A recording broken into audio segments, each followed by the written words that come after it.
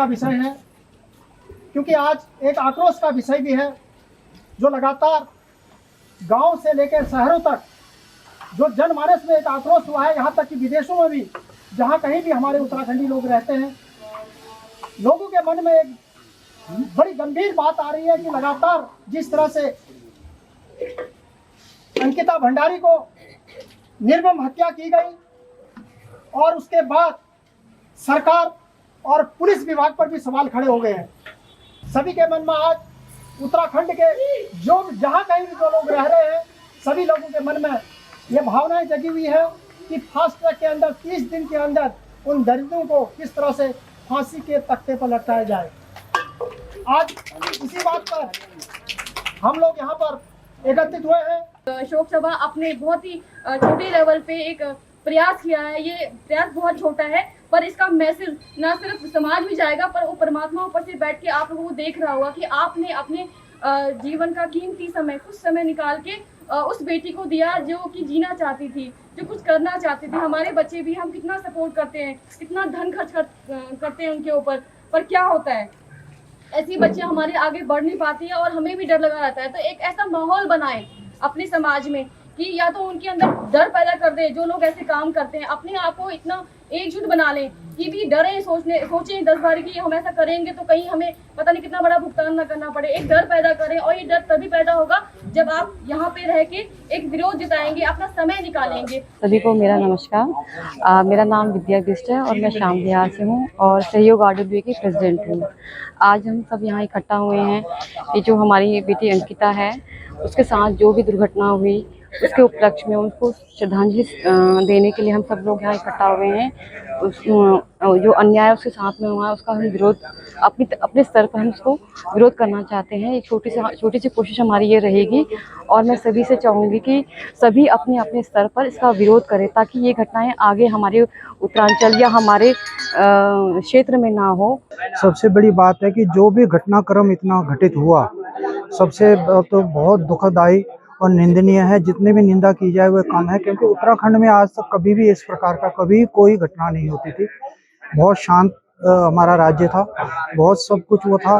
पर इसके अलावा उन्होंने बहुत सी कोशिशें करी कि इमीडिएटली होने के बाद जो उन्होंने वहाँ पे जलाया, उनका रिजॉर्ट जो था उसको जलाने, क्योंकि वहाँ पे कुछ ना कुछ उनको वहाँ मिलता, इसीलिए वहाँ पे आग लगा दी गई।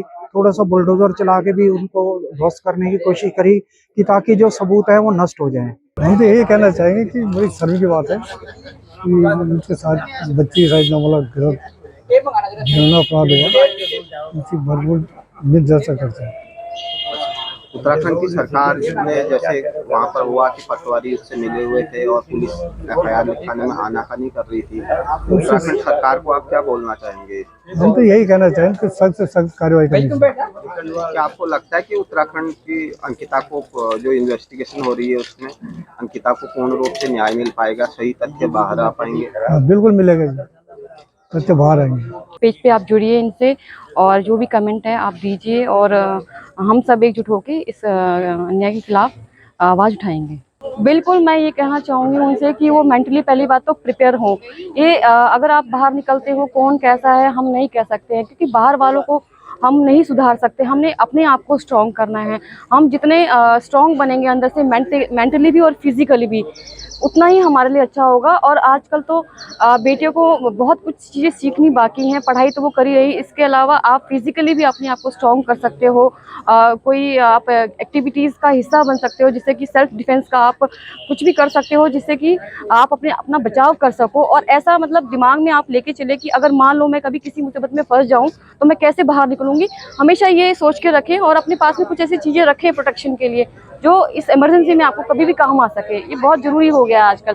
सबसे बड़ी बात है कि उत्तराखंड देवभूमि में आजकल जो भी लोग जाते हैं, जो भी वहाँ घूमने जाते हैं, वो जो है एक पिकनिक के उस पे जाते हैं, और वहाँ सारे जो भी है ये AIC और ये वो जो भी गलत काम वो करते हैं।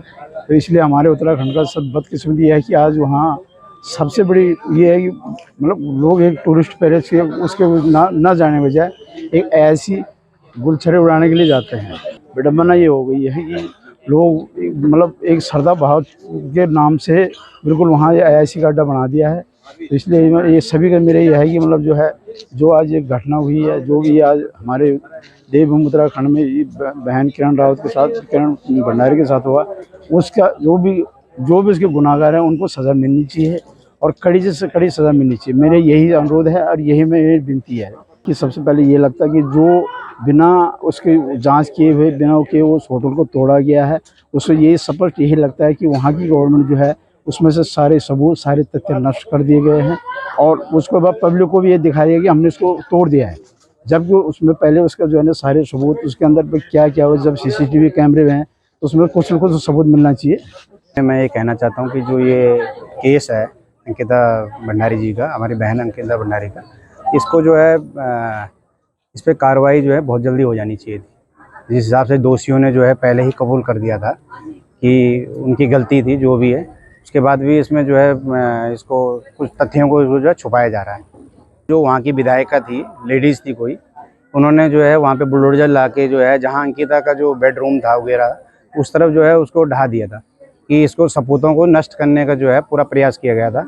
और जो पटवारी था उसको जो है वो मिला हुआ था, पुल की तारीख से जो है मिला हुआ था। पैसा न्याय नहीं है, पैसे से कुछ नहीं होने वाला, पैसे से आप क्या कर लोगे, लेकिन एक ऐसा उदाहरण बनना चाहिए हमारे उत्तराखंड में कि आगे जो है किसी को ऐसे कृत्य करने का हिम्मत ना हो।